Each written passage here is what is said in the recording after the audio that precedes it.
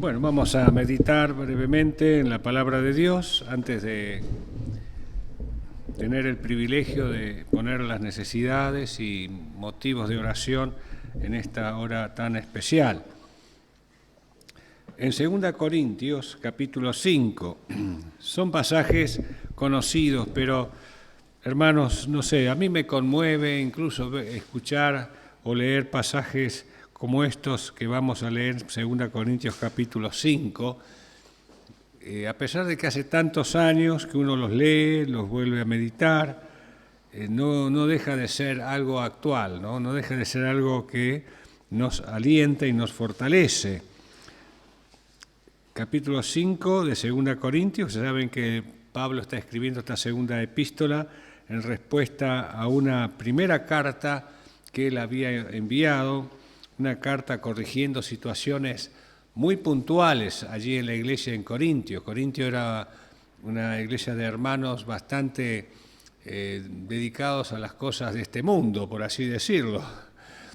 Él le llama carnales.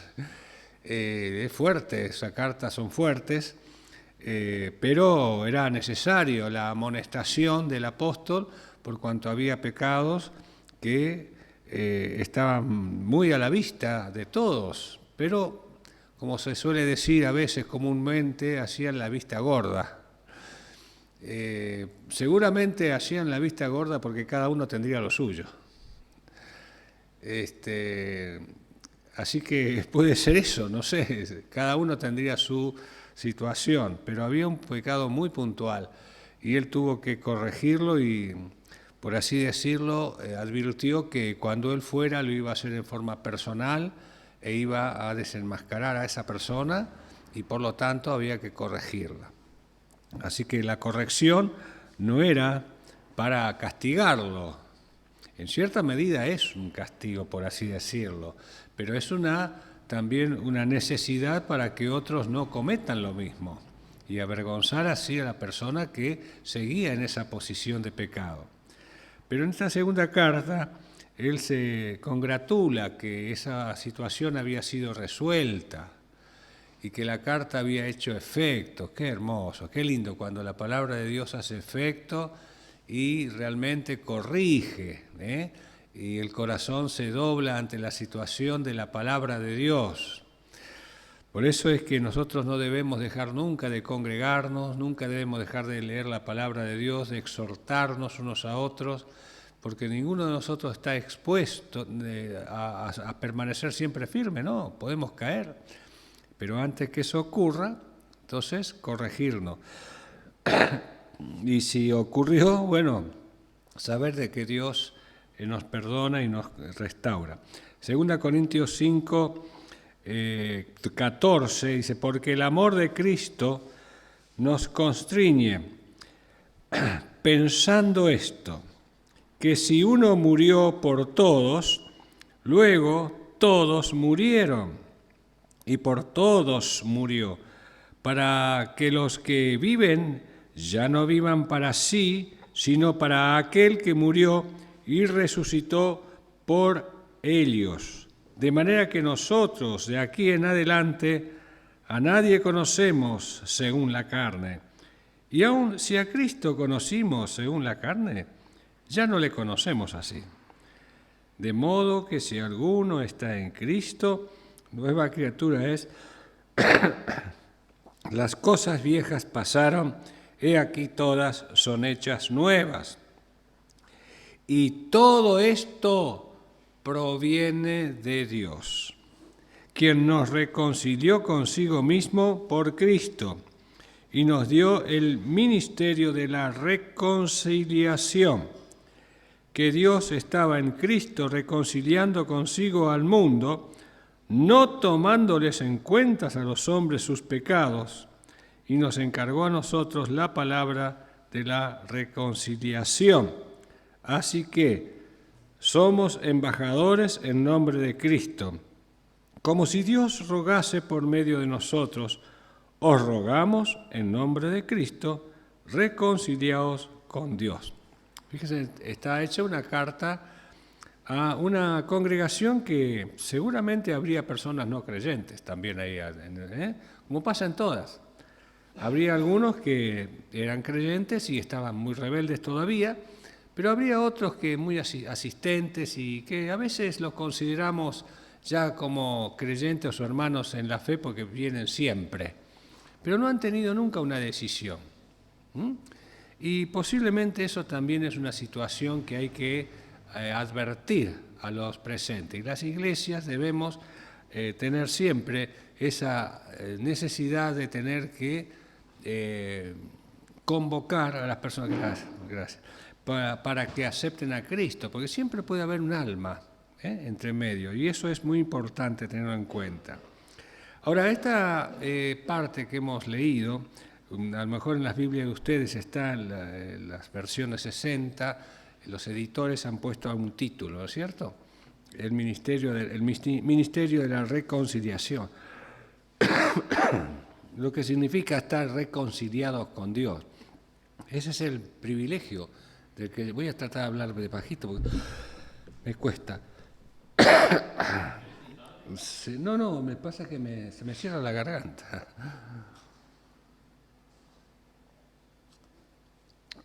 Voy a hablar bajito, no sé si puedo, si se escucha. Bueno, no, esta porción nos está revelando evidentemente la afirmación de la realidad de la redención, porque a través de la reconciliación tenemos la redención. Bueno, es una realidad de esa redención, de que estamos en Cristo. Qué maravilla esta porción. Por eso yo tengo remarcado, supongo que en las Biblias muchas de ustedes también, dice en Cristo. ¿Qué significa estar en Cristo? Bueno, constituye, yo noté 4 cositas. En primer lugar, la seguridad de que Jesús llevó nuestros pecados. Así que tenemos esa tranquilidad de que ya nuestros pecados están pagados en la cruz de Cristo. En segundo lugar, que Dios aceptó la obra de Jesucristo a nuestro favor. Así que ya tenemos 2 cosas de las cuales nosotros tenemos esa seguridad de estar en Cristo. ¿Qué significa más estar en Cristo? La seguridad de la vida eterna. La seguridad de la vida eterna y la seguridad de la herencia que Él nos va a compartir allí en los cielos con su Hijo Jesucristo. La cuarta, la participación del creyente en la naturaleza de Dios. Así que somos partícipes de la naturaleza divina, que es lo que significa la nueva criatura, lo que el Señor Jesucristo habló como la nueva creación o el nuevo nacimiento. Esa era una frase que el Señor Jesucristo inauguró, por así decirlo, el nuevo nacimiento. Todos sabemos que la salvación es por fe, eso no cabe ninguna duda. Sabemos que solamente creyendo en el Señor Jesucristo nosotros somos salvos y no tenemos nada que agregar a la salvación por cuanto la ha hecho Él por nosotros y nosotros no tenemos que obrar nada en particular. Sin embargo, no obstante, esto exige de parte de nosotros una conducta acorde a la nueva naturaleza. No porque hemos tenido un conocimiento intelectual, un conocimiento quizás filosófico de esta verdad de la reconciliación, de la redención, nos hace a nosotros directamente aceptos delante de Dios. No, el conocimiento filosófico, el conocimiento intelectual de esto no es suficiente.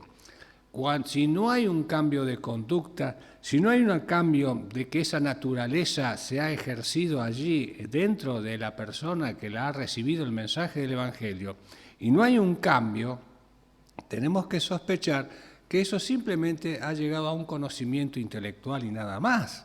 Tiene que haber un cambio, tiene que haber una vida acorde a esa nueva naturaleza que la persona dice haber recibido y haber tenido. Esa es la naturaleza de los hijos de Dios. Así que para ser salvos, como dijimos, no necesitamos nada, solamente creer. Pero esta posición requiere una nueva dirección. Y esa dirección tiene un antes y un después. Siempre debe haber esa situación. Yo me acuerdo cuando no era creyente. Yo me acuerdo antes de convertirme. ¿No hicimos así? Como ahora, por ejemplo, hicimos antes de la pandemia o después de la pandemia. Bueno, nosotros tenemos un antes de ser creyentes y un después de ser creyentes. A lo mejor pasaron tantos años como creyentes que a lo mejor nos olvidamos de algunas cosas.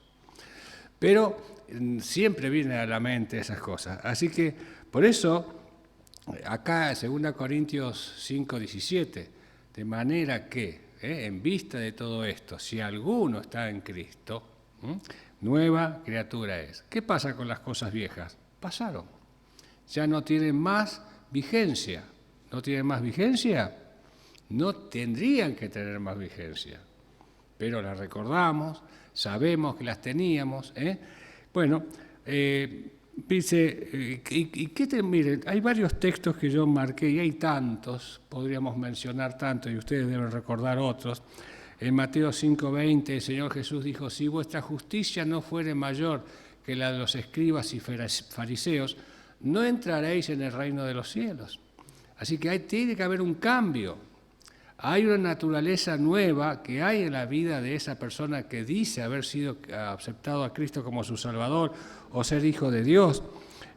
Juan, el apóstol, en 1 Juan 1:6, él dice, si decimos que tenemos comunión con Él y andamos en tinieblas, ¿qué pasa? Mentimos. O sea, no podemos decir que tenemos comunión con Él, que tenemos relación con Él, pero resulta que andamos todavía en la vieja naturaleza. ¿Qué pasa? Mentimos. Hay otros textos, por ejemplo, 1 Pedro, dice, como aquel que os llamó es santo, sed también santos en toda vuestra manera de vivir. O sea, hay constante y permanentemente, exhortaciones para que nuestra vida sea conforme a esa naturaleza nueva que decimos tener. Porque los que hemos muerto al pecado, ¿cómo aún viviremos en él? Dice Pablo. Así que todos estos pasajes nos hablan de la nueva conducta y la gente dice que le preguntaban al Señor Jesucristo, ¿qué tenemos que hacer? Bueno, el que tiene 2 capas, denle al que no tiene. El que tiene de comer, denle al que no tiene.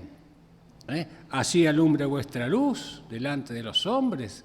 ¿Para qué? Para que glorifiquen a vuestro Padre que está en los cielos. Todos esos son rasgos, son destellos de la nueva naturaleza del Hijo de Dios. Así alumbre vuestra luz delante de los hombres. ¿Cuántas cosas el Señor nos da en su palabra, mostrando así que aquellos que han tenido la naturaleza nueva pueden hacerlo? Para esto fuisteis llamados, para que andéis en sus pisadas, decía Pedro en su epístola.